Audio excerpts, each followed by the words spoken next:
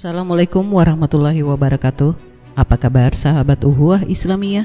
Semoga tetap dalam lindungan Allah Subhanahu wa taala serta dilancarkan segala urusan-urusan kita. Pada video pembahasan kali ini, saya akan menanggapi video dari Tanpa Ragi sekaligus menanggapi kasus yang saat ini tengah beredar, yakni kasus dari Saifuddin Ibrahim. Dan ini merupakan salah satu requestan juga dari beberapa netizen.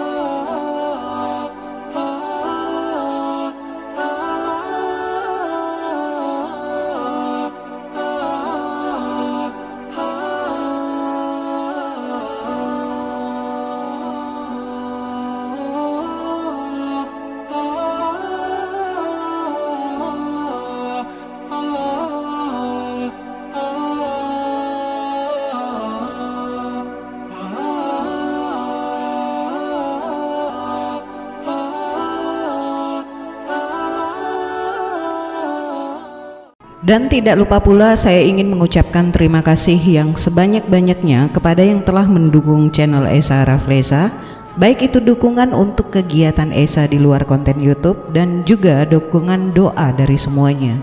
Semoga Allah SWT membalas semuanya dengan berlipat-lipat. Amin. Nah, bagaimana videonya? Mari kita lihat bersama dan tanggapi poin per poin. Check it out.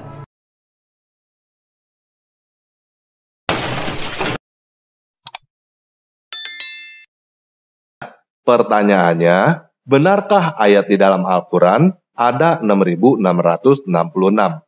Setahu saya, hal itu tidak benar.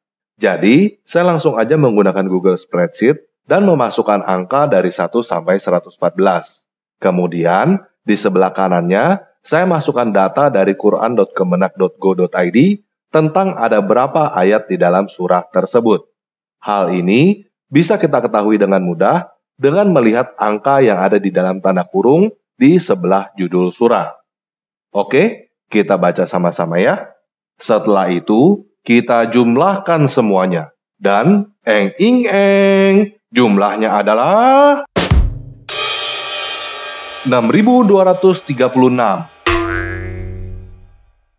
Hah? 6.236? Kok bukan 6.666 seperti yang dikatakan Pak Mahfud MD ya? Menurut Kementerian Agama, paling tidak terdapat 7 mazhab yang diikuti terkait hitungan jumlah ayat kitab suci umat Islam ini. Semuanya sepakat bahwa bilangan ayat Al-Quran lebih dari 6.200 ayat. Namun, berapa lebihnya mereka berbeda pendapat. Setelah melihat kurang lebihnya video dari Tanpa Ragi, kita cukup senyumin saja. Kenapa saya berkata seperti itu? Tanpa Ragi ini kreatif ya, dalam hal ngawur maksudnya. Menghitung jumlah ayat Al-Quran, kemudian dikalkulasi yang ternyata menyimpulkan bahwa pernyataan Pak Mahfud MD keliru soal jumlah ayat Al-Quran. Ada aja ya yang digoreng oleh apologet Kristen ini. Tanpa Ragi dengan semangat berkobar menguraikan penjelasannya terhadap perbedaan jumlah ayat dalam Al-Quran menurut 7 mazhab dan menjelaskan pula alasan ayat Al-Quran berjumlah 6.666 ayat. Jadi saya tidak perlu menguraikan lagi yang telah diuraikan oleh Tanpa Ragi. Pertanyaannya, kenapa setiap mazhab berbeda? Sebenarnya tidak ada yang beda di dalam ayat Al-Quran. Semua pendapat di atas berangkat dari ayat-ayat Al-Quran yang sama. Yang berbeda adalah ketika menghitung jumlahnya dan menetapkan apakah suatu potongan kalimat itu menjadi 1 ayat atau 2 ayat. Ada orang yang menghitung 2 ayat menjadi 1, dan sebaliknya juga ada yang menghitung 1 ayat jadi 2. Padahal kalau dibaca semua lafaz Quran itu semuanya sama dan itu juga, tidak ada yang berbeda. Lalu mengapa menjadi beda dalam menentukan apakah satu lafaz itu 1 ayat atau 2 ayat? Nah, dahulu Rasulullah SAW terkadang diriwayatkan berhenti membaca dan menarik nafas. Pada saat itu timbul pemahaman pada sebagian orang bahwa ketika Nabi menarik nafas, disitulah ayat itu berhenti dan habis. Sementara yang lain berpandangan bahwa Nabi Shallallahu Alaihi Wasallam hanya sekedar berhenti menarik nafas dan tidak ada kaitannya dengan berhentinya suatu ayat. Lagian, Nabi Shallallahu Alaihi Wasallam saat itu juga tidak menjelaskan kenapa beliau menarik nafas dan berhenti, dan tidak dijelaskan juga apakah berhentinya itu menunjukkan penggalan ayat atau hanya semata-mata menarik nafas karena ayatnya panjang. Dan pada saat itu tidak ada tanda titik atau koma, harakat aja masih belum dipakai. Maksudnya, oleh sebab itu, karena ketelatenan tanpa ragi, saya mau ngasih PR nih dari semua penjelasannya. Ada tidak ketetapan dari Allah atau dari Rasulullah Sallallahu Alaihi Wasallam bahwa ayat Al-Quran harus berjumlah sekian-sekian atau halaman Al-Quran harus sekian-sekian? Coba tunjukkan ayat mana saja yang dikurangi atau ditambahkan jika dengan kalkulasi Anda itu ada ayat yang selisih. Kalau tidak ada, berarti Anda hanya buang-buang energi dan ludah dalam menjelaskannya, dan niat Anda untuk menjelek-jelekan Islam gagal total. Tidak perlu tertawa ya pemirsa, cukup dalam hati saja. Nah, jadi dari ketujuh mazhab yang berbeda jumlah ayat Al-Quran, ditambah alasan bahwa jumlah 6.666 ayat itu sebetulnya adalah ayat dari isi kandungan Al-Quran, sama sekali bukan masalah. Yang jadi masalah jika dalam Al-Quran ada ayat yang dikurangi atau ditambahi.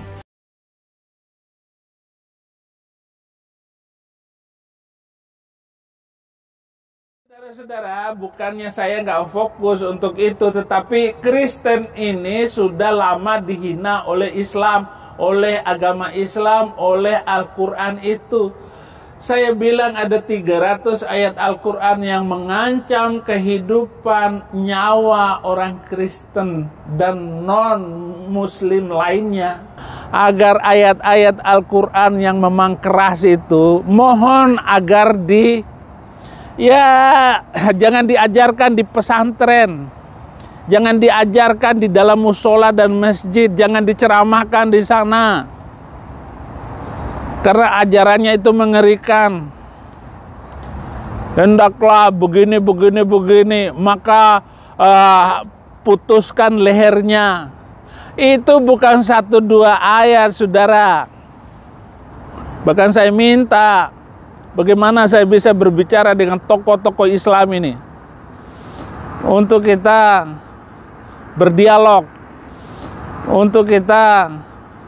berdialog, bagaimana membangun Indonesia ke depan, Indonesia yang damai dan toleransi itu hanya dengan tidak mengajarkan kitab suci, terutama ayat-ayat yang pengganas itu.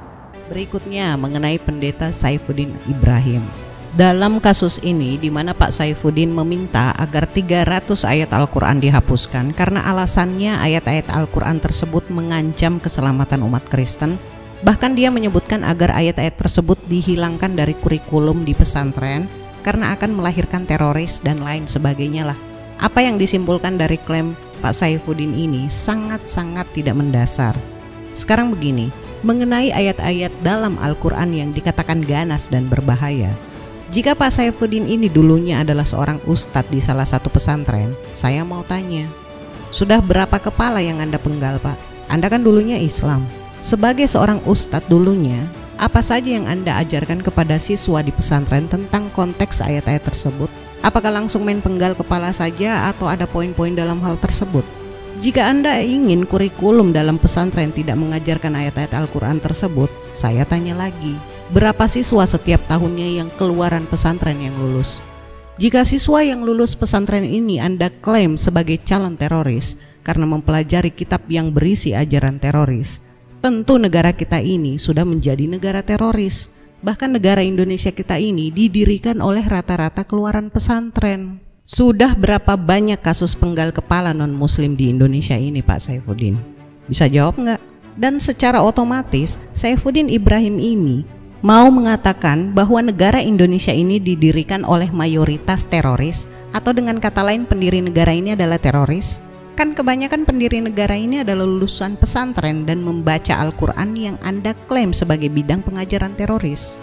Anda tidak pantas berbicara toleransi, karena tindakan dan perkataan Anda tidak mencerminkan sikap toleransi. Yang Anda katakan semua itu hanyalah hipokrit saja. Anda pun tidak pantas berbicara teroris, karena klemologi Anda yang udah nempel dalam doktrin kepala Anda adalah Islam adalah teroris. Jangan menyimpan stigma seperti itu, Pak. Tidak baik untuk perkembangan psikologis Anda nantinya. Nah, apa sih teroris itu? Terorisme adalah serangan-serangan terkoordinasi yang bertujuan membangkitkan perasaan teror terhadap sekelompok masyarakat. Berbeda dengan perang, aksi terorisme tidak tunduk pada tata cara peperangan, seperti waktu pelaksanaan yang selalu tiba-tiba dan target korban jiwa yang acak, serta seringkali merupakan warga sipil. Sedang menurut pasal 1 angka 2 Perpu 1/2002 Undang-Undang 5/2018, terorisme adalah perbuatan yang menggunakan kekerasan atau ancaman kekerasan yang menimbulkan suasana teror atau rasa takut secara meluas, yang dapat menimbulkan korban yang bersifat massal dan atau menimbulkan kerusakan atau kehancuran terhadap objek vital yang strategis, lingkungan hidup, fasilitas publik, atau fasilitas internasional dengan motif ideologi, politik, atau gangguan keamanan. Nah, apakah penjajah masuk dalam kategori teroris? Itu termasuklah, Pak. Jika seperti itu, siapakah yang paling banyak melakukan aksi terorisme? Islam atau Kristen? Silakan pemirsa yang menilainya. Kata terorisme berasal dari bahasa Perancis, le terreur, yang semula dipergunakan untuk menyebut tindakan pemerintah hasil revolusi Perancis yang mempergunakan kekerasan secara brutal dan berlebihan dengan cara memenggal 40.000 orang yang dituduh melakukan kegiatan anti pemerintah. Selanjutnya, kata terorisme dipergunakan untuk menyebut gerakan kekerasan anti pemerintah di Rusia. Dengan demikian, kata terorisme sejak awal dipergunakan untuk menyebut tindakan kekerasan oleh pemerintah maupun kegiatan yang anti pemerintah. Terorisme muncul pada akhir abad 19 dan menjelang terjadinya Perang Dunia Pertama, terjadi hampir di seluruh belahan dunia. Pada pertengahan abad ke-19, terorisme mulai banyak dilakukan di Eropa Barat, Rusia, dan Amerika. Mereka percaya bahwa terorisme adalah cara yang paling efektif untuk melakukan revolusi politik maupun sosial, dengan cara membunuh orang-orang yang berpengaruh. Sejarah mencatat pada tahun 1890-an, aksi terorisme Armenia melawan pemerintah Turki yang berakhir dengan bencana pembunuhan massal terhadap warga Armenia pada Perang Dunia Pertama. Pada dekade tersebut, aksi terorisme diidentikan dengan bagian dari gerakan sayap kiri yang berbasiskan ideologi. Nah, intinya begini, Pak. Jika saling tunjuk mengklaim satu sama lain adalah teroris, ini akan mempermalukan keyakinan Anda nantinya. Why do we as Muslims don't mind it? Karena tindakan seperti itu adalah kelakuan oknum, individu, atau kelompok, bukan murni dalam konteks ayat-ayat kitab, baik itu dalam ajaran Islam ataupun Kristen atau agama yang lainnya. Agama dalam hal ini tidak salah. Yang salah adalah oknumnya dalam menerapkan ajaran tersebut. Ini kalau berbicara terorisme dalam hal agama ya. Berbicara ayat perang, tentu hampir di semua kitab agama samawi itu terdapat ayat perang. Bahkan di kitab Anda sendiri kan ada. Tapi ini kan mesti paham penerapannya bagaimana, kapan, terhadap orang seperti apa yang patut diperangi, dan lain-lain. Apakah Anda dulu sewaktu masih menjadi ustadz tidak mengajarkan hal tersebut atau tidak menjelaskan dalam memahami ayat Al-Quran terhadap siswa di pesantren? Kan sangat lucu, Anda dengan kebencian Anda terhadap Islam dan syariatnya sampai membuat Anda buta dan tuli untuk berpikir objektif. Saya mengetahui alasan murtadnya Anda, dan itu bukan karena ayat-ayat Al-Quran yang Anda klaim. Tidak perlulah saya beberkan di sini, karena saya masih memandang anak Anda Saddam, di mana waktu itu dia open menceritakannya dalam sebuah event, di mana saat itu kebetulan saya adalah salah satu panitianya. Sah-sah saja Anda mengabarkan Injil, tapi tentu dengan ketentuan-ketentuan yang telah ditetapkan oleh undang-undang negara kita ini. Sedalam atau setinggi apa sih ilmu pengetahuan Anda tentang Al-Quran dan syariatnya?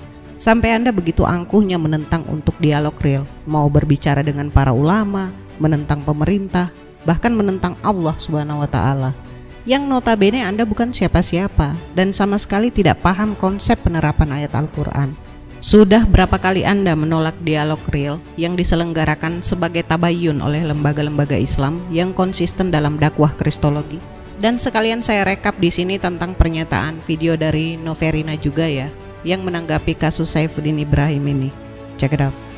Tetapi Injil berbahasa Minang yang diminta untuk dihapus oleh Menkom Info dan itu dikabulkan. Ya, catat, itu dikabulkan dan memang sudah terhapus. Itu bukan cuma 300 ayat. Hello. Jutaan ayat, satu kitab Injil Perjanjian Baru. Dan itu dikabulkan oleh Menkom Info. Nah, ketika melihat keluhan Ibu Murtadin yang satu ini yang membandingkan kasus Saifuddin yang meminta penghapusan 300 ayat Al-Quran dengan Injil berbahasa Minang yang telah dihapuskan dari aplikasi Play Store, Bu, Anda sebetulnya ngeluh apaan sih? Anda tidak perlu seperti itu. Kan yang dihapus adalah terjemahan bahasa Minangnya, bukan ayat Injilnya. Aduh Bu, cocoknya main ludruk aja Bu, sayang sama dandanannya. Ada-ada aja, gitu kok mau di-compare sama Al-Quran. Silahkan dalam keyakinan Anda membiasakan menghapus, merubah, dan tidak memakai ayat-ayat Bible Anda. Tetapi kebiasaan Anda itu tidak dapat diterapkan kepada umat Islam yang selalu menjaga keotentikan Al-Quran sampai selama-lamanya sebagai perjanjian terakhir dari Sang Maha Pencipta. Silahkan jika Pak Saifuddin tetap kekeh dengan permintaannya. Saya yakinkan Anda tidak akan berhasil. Sekarang muncul lagi pernyataan Anda yang mengatakan jika Ustadz Abdul Somad ditangkap, baru saya diam. Saya akan kembali ke Indonesia kalau Abdul Somad ditangkap. Kenapa? Karena Abdul Somad ini permainan politik di Indonesia, sehingga Bareskrim itu hanya menangkap orang yang diperintah berdasarkan politis. Nah, inilah ciri-ciri manusia yang pengecut, munafik, berada dalam ketakutan. Ketika Anda berkuar-kuar tidak jelas, minta ayat dihapuskan, menyalahkan keyakinan orang lain, menyalahkan aparat, hukum, bahkan sekarang Anda mencari kambing hitam. Anda sadar nggak sih kalau Anda sedang mempertontonkan ketidakwarasan Anda itu? Jika Anda mengetahui atau sadar akan hukum dan yang penting katanya, Anda tidak takut apapun dalam menyampaikan kebenaran. Tapi kok tuntutan Anda banyak sekali alias bersyarat. Sampaikan saja berita kebenaran Injil Anda itu. Tidak perlu mengkambing hitamkan orang lain. Hukum juga mengetahui apakah orang ini sudah masuk kategori menista agama atau tidak. Kayak lu orang paling bener aja. Dengan kecerobohan yang telah Anda buat akibat lisan Anda tidak Anda kontrol, ini akan membuat Anda semakin terlihat bodoh dan bersalah, dan kesalahan Anda akan bertambah terus. Karena apa? Karena pada akhirnya alasan-alasan yang Anda keluarkan sangat tidak masuk akal. Ini menandakan adanya ketidakstabilan dalam psikologis Anda. Ketika dia membuat kesalahan dan berusaha membela diri, semakin dia banyak alasan, maka semakin dia terbukti salah. Kemana-mana kan akhirnya statement ngawurnya. Nah, yang kami herankan itu salah satunya istilah kafir yang membuat Anda dan beberapa orang Kristen sakit hati. Kenapa sih sakit hati? Istilah kafir ini adalah istilah yang diperuntukkan untuk orang-orang yang tidak menyembah Allah Subhanahu wa Ta'ala, dan Allah sendiri yang menyebutkan kata tersebut. Kalau tidak mau disebut kafir, Anda harus beriman kepada Allah dan Rasul-Nya. Sama seperti halnya istilah dalam keyakinan Anda, domba yang tersesat. Nah, apakah kami umat Islam sakit hati dipanggil dengan istilah itu? Tentu tidak, karena kami paham bahwa itu adalah istilah kalian untuk menyebut kami yang di luar Kristen. Kami menggunakan istilah kafir karena ada dalilnya, sangat banyak terdapat dalam Al-Quran. Contoh, Al-Quran surah Al-Baqarah ayat 6-7 yang berbunyi, sesungguhnya orang-orang kafir sama saja bagi mereka. Engkau Muhammad beri peringatan atau tidak engkau beri peringatan, mereka tidak akan beriman. Allah telah mengunci hati dan pendengaran mereka, penglihatan mereka telah tertutup, dan mereka akan mendapat azab yang berat. Sama halnya di Al-Quran surah Al-Baqarah ayat 39 yang berbunyi, "Adapun orang-orang yang kafir dan mendustakan ayat-ayat kami, mereka itu penghuni neraka, mereka kekal di dalamnya. Adapun sebaliknya, orang-orang yang kafir dan mendustakan ayat-ayat kami dan enggan bertobat, mereka itu penghuni neraka." Nah, kalau menurut Tanak atau Perjanjian Lama Ibrani adalah bangsa-bangsa di luar Israel. Nah, ini terdapat dalam Bilangan 23 ayat 9 yang berbunyi, "Sebab dari puncak gunung-gunung batu aku melihat mereka, dari bukit-bukit aku memandang mereka. Lihat, suatu bangsa yang diam tersendiri dan tidak mau dihitung di antara bangsa-bangsa kafir atau goyim." Nah, berikutnya Matius 5 ayat 22. "Tetapi aku berkata kepadamu, setiap orang yang marah terhadap saudaranya harus dihukum. Siapa yang berkata kepada saudaranya kafir atau raka harus dihadapkan ke mahkamah agama, dan siapa yang berkata jahil atau moros harus diserahkan ke dalam neraka yang menyala-nyala."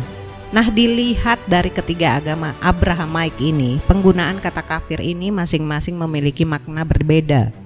Jika umat Islam menyebut kepada non-muslim dengan kata kafir, itu karena konteks ayat Al-Quran seperti itu. Ini bisa dilihat di Al-Ma'idah ayat 73 dan At-Taubah ayat 30, dan masih banyak lagi ya ayat-ayat lainnya. Nah, sekarang saya tanya dulu, apakah umat Kristen menyembah Allah Subhanahu wa taala dan mengakui kerasulan Muhammad sallallahu alaihi wasallam? Ya jelas tidak menyembah. Apakah umat Kristen mendustakan ayat-ayat Al-Quran?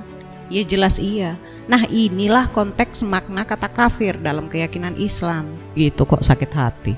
Bahkan bukan saja untuk non-muslim, tapi kata kafir ini disematkan juga kepada para penyihir, penyembah berhala atau pagan, dukun, dan sejenisnya. Anda akan dijuluki pembohong karena Anda memang suka berbohong. Kalau tidak mau dikatakan pembohong, ya jangan berbohong. Anda dipanggil kafir karena Anda menyembah selain Allah Subhanahu wa taala. Kalau tidak mau dikatakan kafir, sembahlah satu-satunya Allah yang benar. Maaf, keceplosan bawa Yohanes 17 ayat 3. Maaf ya. Oke, back to Saifuddin. Anda menghargai Pancasila dan undang-undang. Perbaiki dululah cara bicara Anda. Jangan sekali-kali berbicara toleransi kalau lisan Anda mengeluarkan kebuntuan otak dan hati Anda yang menjelek-jelekan keyakinan orang lain yang sama sekali Anda tidak memahaminya. Semakin Anda menentang Allah, Allah akan semakin mengunci hati, pikiran, penglihatan Anda untuk melihat dan menemukan kembali kebenaran fitrah itu sendiri. Believe or not, silahkan Anda pertahankan. Makanya saya katakan dalam video saya yang kemarin, bagi penentang Islam, pilihannya cuma dua, yaitu mu'alaf atau jauh dari kewarasan. Memahami Bible itu mudah bukan? Bukan. Saya rasa cukup ya. Dan nasihat untuk kali ini adalah, jika abjad dimulai dengan huruf A dan angka dimulai dengan angka 1, maka kekafiran dimulai dari kebodohan. Saya akhiri pembahasan kali ini. Semoga ada hikmah dan pembelajaran yang bisa kita petik. Kurang lebihnya mohon dimaafkan. Akhir kata, Maha benar Allah dengan segala firman-Nya. Allahumma salli ala Sayyidina Muhammad. Wassalamualaikum warahmatullahi wabarakatuh.